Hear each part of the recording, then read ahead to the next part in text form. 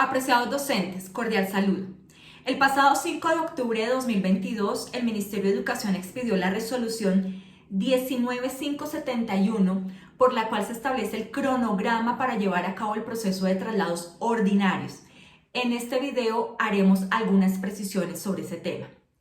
Y hay que advertir primeramente que los traslados ordinarios no es la única forma que tiene la Secretaría de Educación para mover a los maestros dentro de una institución educativa o a otra, o incluso desde un ente territorial a otro, porque también existe la figura de los traslados extraordinarios que se presenta, por ejemplo, en aquellos casos que para atender un tema de salud del docente, de su núcleo familiar, es necesario que se haga ese movimiento dentro de la planta de personal. O se da, por ejemplo, también por necesidades del servicio, que se presenta con frecuencia al iniciar cada año lectivo, después de que las Secretarías de Educación adelantan el proceso de balanceo de plantas, en el cual se establecen que hay docentes excedentes. También hay traslados que obedecen a tema de docentes amenazados, que por supuesto para atender su vida, su integridad física, pues hay que hacer ese movimiento dentro de las plantas de personal, o en aquellos casos que se presentan temas de acoso laboral, problemas o conflictos de convivencia escolar, ahí también se dan esos tipos de traslados que no necesariamente tienen una fecha previamente establecida, sino que se pueden dar durante todo el año electivo. Pero no vamos a hablar de ese tipo de traslados, vamos a enfocarnos en lo que corresponde a los traslados ordinarios. Y hay que decir que la Ley 715 de 2001, conocida por todos como la Ley del Sistema General de Participaciones, en su artículo 21 establece el tema de los traslados. Ese artículo 21 fue reglamentado por el Gobierno Nacional a través del decreto 520 del 2010. Y al hacer una lectura de ambas disposiciones de la ley y del decreto, se observa que no se impone ninguna condición para el maestro que se quiera postular al traslado, es decir, abarca tanto los maestros nombrados en propiedad como a los docentes nombrados en provisionalidad. No hay ningún tipo de distinción. Sin embargo, en la práctica hemos encontrado que las Secretarías de Educación sí imponen esa condición o esa limitante y solamente permiten que sea trasladado aquel docente que ostenta o tiene derechos de carrera. A mi juicio, no debería hacerse esa discriminación.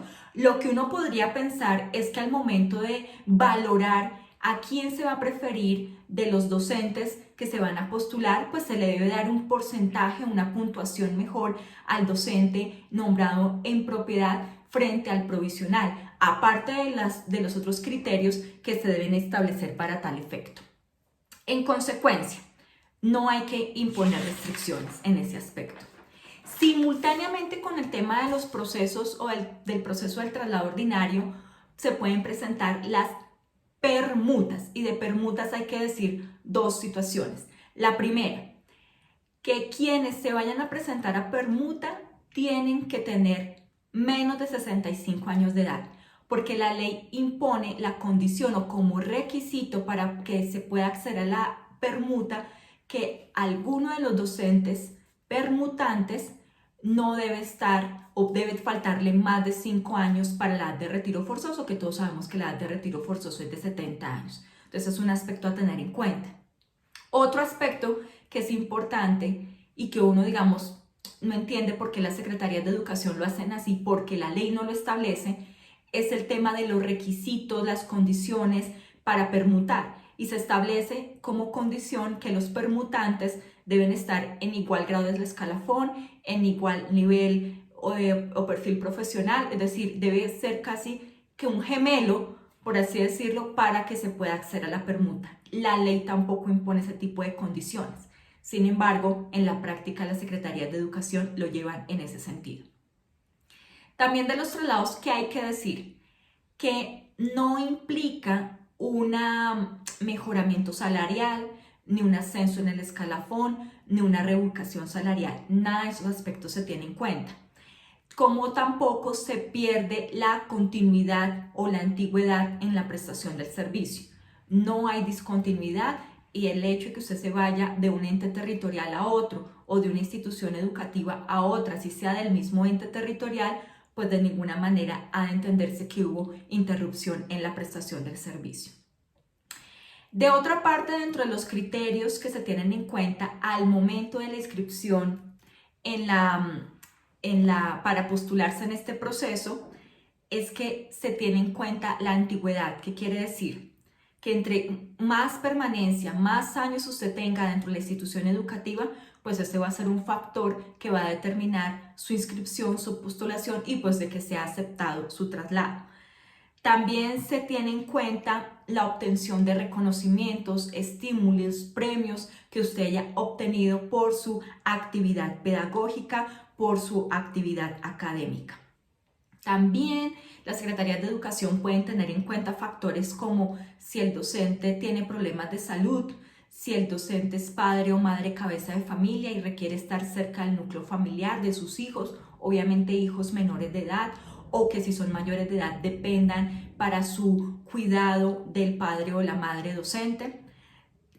También esta norma del proceso de concurso docentes establece que en caso de empate entre dos docentes se deberá solicitar un concepto del rector para que establezca cuál de esos dos docentes debe ser preferido para el traslado. Y en caso de que se trate de un empate, al momento de seleccionarse a quién se va a trasladar y ese empate sea entre dos rectores, el concepto se le pedirá es al consejo directivo y ellos darán, pues digámoslo así, el aval o el visto bueno de quién debe ser elegido. También las secretarías de educación pueden tener otros criterios al momento de valorar y definir quién será el ganador, por así decirlo, del traslado. Por ejemplo, a aquellos que no tengan antecedentes de orden disciplinario, de responsabilidad fiscal o antecedentes en materia penal. Eso deberá también tenerse en cuenta al momento de hacer la valoración.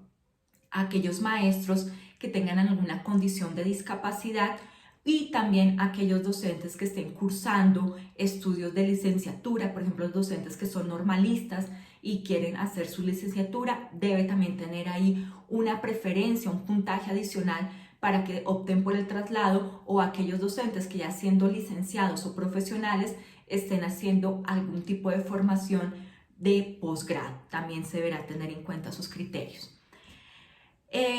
Gastos de transporte. El decreto que reglamenta todo este tema del concurso, de los traslados ordinarios, establece gastos de transporte, pero paradójicamente no es para los traslados ordinarios, porque aquí el traslado ordinario, digámoslo así, se está dando por solicitud del docente y por tanto no se obliga a la Secretaría de Educación a que asuma el costo alguno por ese traslado de un municipio a otro. Eso lo debe costear cada docente que se quiera postular.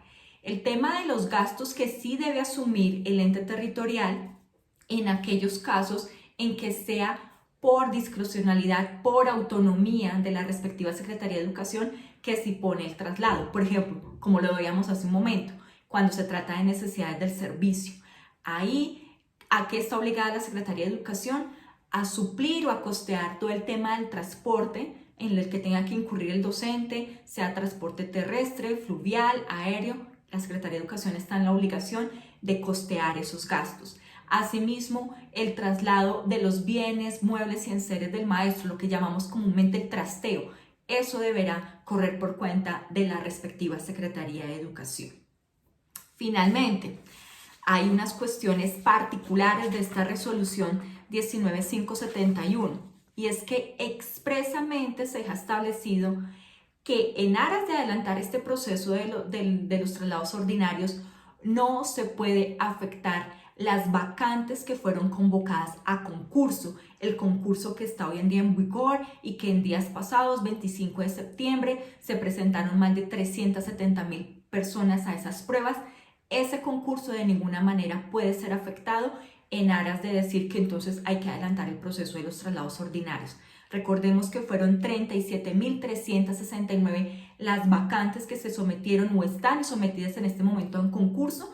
De ninguna manera pueden verse afectadas por el tema de los traslados. Expresamente esta resolución impone esa condición.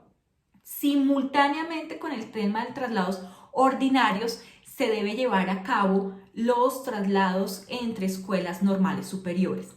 Se debe ser paralelamente con una serie de un procedimiento diferente, pero en paralelo a este tema de traslados, de manera tal que todo el cronograma fijado en esta resolución pues abarca también para las escuelas normales superiores. Y viene un punto que me parece importante mencionar y es el traslado en zonas con programas de desarrollo con enfoque territorial, lo que conocemos comúnmente como PEDET. Este tema de estas instituciones educativas ubicadas en estas zonas está reglamentado en la resolución 4972 del 2018 y expresamente en su artículo 6 se menciona que los docentes solamente se pueden trasladar dentro de esas zonas. Es decir, un docente que esté en este PEDET no podría trasladarse a una institución que no tenga tal condición. Eso lo impone, esa restricción la impone expresamente la resolución de 2018. Sin embargo, yo he venido sosteniendo que pues a pesar de que está esa restricción expresa en la norma, eso tampoco puede atentar contra los derechos de los maestros, sobre todo cuando nos encontramos con situaciones de profesores que tienen problemas de salud. Es decir, el docente está allí en una zona rural, alejado de la capital y tiene un problema de salud que requiere permanentemente asistir a citas médicas, a controles, su medicamento, etcétera, etcétera.